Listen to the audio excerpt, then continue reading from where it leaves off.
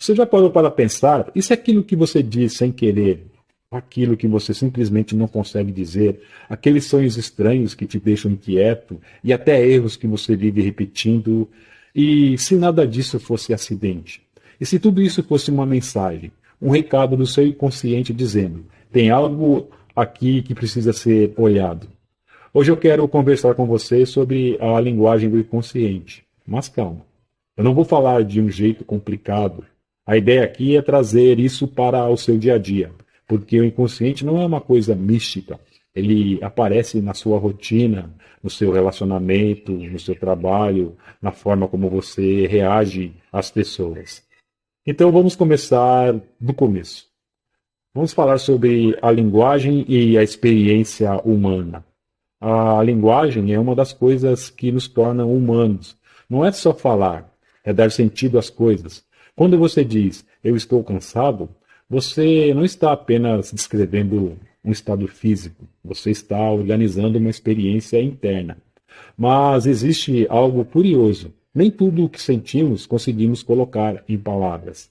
Às vezes você diz, está tudo bem, mas por dentro não está. Às vezes você fala, não foi nada, mas aquilo ficou martelando o dia inteiro. Isso já mostra que existe uma diferença entre o que sabemos conscientemente e aquilo que está acontecendo em um outro nível. Então vamos falar aqui sobre a consciência e o inconsciente. Qual é a diferença? A consciência é aquilo que você percebe de forma imediata. É quando você pensa, eu preciso estudar, eu preciso responder essa mensagem, eu vou acordar cedo amanhã. É o campo da decisão racional, da reflexão, do planejamento. Mas o inconsciente, ele é diferente. O inconsciente é aquilo que permanece oculto. Ele é formado por desejos reprimidos, experiências mal resolvidas, traumas, medos, culpas. Sabe quando você diz, eu não sei por que reagi assim? Pois é, o inconsciente costuma se revelar justamente nesses momentos. Por exemplo, você está numa reunião tranquila, alguém faz uma crítica leve e você reage com uma irritação desproporcional. Conscientemente você pensa, eu exagerei. Mas o inconsciente pode estar tocando numa ferida antiga. Talvez uma história de críticas na infância, talvez um medo profundo de não ser suficiente. Percebe? A reação ela não nasceu só ali, ela tem história. Então o inconsciente ele funciona de forma simbólica. O inconsciente não fala de maneira direta. Ele não diz, olha, você tem medo de rejeição. Ele fala por símbolos. Ele se manifesta principalmente de três formas: nos atos falhos, nos sonhos e nos sintomas. Então vamos por partes. Os atos falhos eles funcionam da seguinte maneira: quando a boca fala o que você não queria dizer. Você já chamou alguém pelo nome errado? Já foi dizer uma coisa e saiu outra? Já esqueceu algo importante demais para ser esquecido?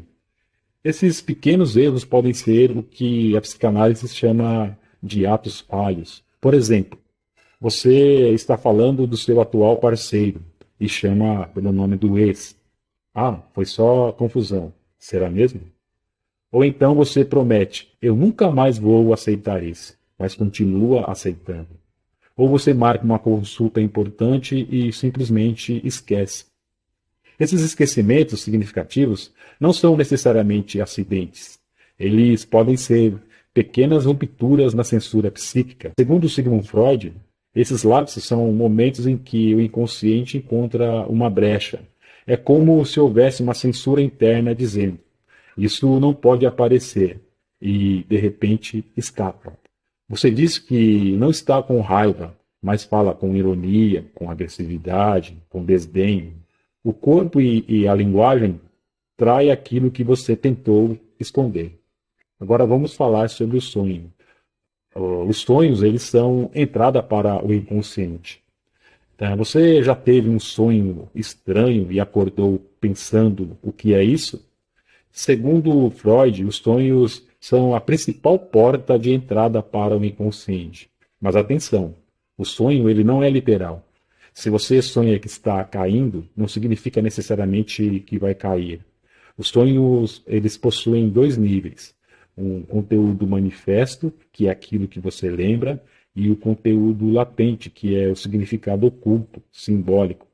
Por exemplo, você sonha que está nu em público. O que isso pode significar? Vergonha? Medo de exposição? Sensação de vulnerabilidade? O sonho transforma desejos em conflitos, em imagens. E é como se o inconsciente dissesse: já que você não quer ouvir durante o dia, eu vou falar à noite. Outro exemplo comum é sonhar que está atrasado para uma prova, mesmo anos depois de terminar a escola. Talvez não seja sobre prova, talvez seja sobre medo de não estar preparado para algo na sua vida atual. Percebe como o sonho usa metáforas? O inconsciente ele fala por imagens. Então agora vamos falar sobre os sintomas. Os sintomas eles surgem quando o corpo fala. Vamos entrar numa parte muito importante. Os sintomas eles se manifestam como ansiedade, fobias, compulsões, crises de pânico. Muitas vezes tentamos apenas eliminar o sintoma. Eu quero parar de sentir isso, mas a psicanálise propõe outra pergunta. O que esse sintoma está tentando dizer? O sintoma é um compromisso entre desejo e repressão. É como se algo quisesse aparecer, mas não pudesse aparecer diretamente. Por exemplo, uma pessoa que tem crises de ansiedade sempre que precisa se posicionar. Talvez exista um medo profundo de confronto. Talvez uma história de punição quando expressava a opinião. O sintoma, ele não é aleatório, ele tem um sentido. Ou alguém que vive entrando em relacionamento onde é desvalorizado. Conscientemente diz: eu quero alguém que me respeite, mas inconscientemente pode estar repetindo um padrão antigo. O sintoma, ele é uma linguagem cifrada. Ele dói, mas ele comunica. Vamos falar sobre repetição. A repetição é porque fazemos sempre, né, a mesma coisa. Essa é uma das perguntas mais importantes. Por que você promete que não vai repetir e repete? Por que você muda de emprego, mas encontra o mesmo tipo de chefe? Por que termina um relacionamento e começa outro igual? A repetição ela é uma marca do inconsciente. O inconsciente ele tenta resolver algo que ficou inacabado. É como se dissesse: talvez agora eu consiga, mas sem consciência a repetição vira uma prisão. Com consciência pode virar aprendizado. A função da terapia, nesse caso, ela tem como objetivo eliminar conflitos, porque o conflito ele faz parte da vida.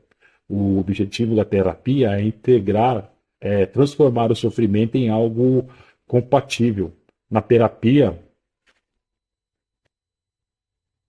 pessoa fala e, ao falar, começa a ouvir a si mesma. Aquilo que parecia confuso começa a ganhar sentido. A ansiedade deixa de ser apenas um problema e passa a ser uma mensagem. O sonho deixa de ser apenas estranho e passa a ser interpretado. Esse processo amplia a autonomia psíquica.